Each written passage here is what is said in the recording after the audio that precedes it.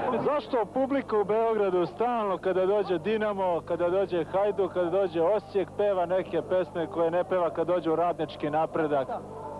Mi kad smo bili u Zagrebu, nikog nismo dirali i oni su napali nas. Tad smo dobili dobre batine. To se sećam i oni to isto govore tamo kad mi odemo. Isto pevaju te. To nisu uopšte nacionalističke pesme, to su pravi srpske pesme, to mora da bude. Što oni vama pevaju? Lepecije, Zagorje, zelene. Ređaju nas. Zašto ste se danas udružili sa Zvezdinim navijačima? Zato što više mrzimo Dinamovce, najviše njih mrzimo, i Hajdukovce, Dinamovci i Hajdukovci. To me je pojma. Otkud ideja da se te pesme pevaju? Je vas to neko tera na to? Ne tera nas niko. Mislite da je spontano? Možda je. Spontano, tako i oni nalaze. Zašto ta zastava danas? Jel bi je donao protiv Niškog Radničkog?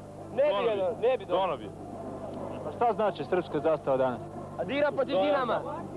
Šta to protiv Dinama? Šta je Dinamo? Oni su dande preko. Mi smo podeljeni.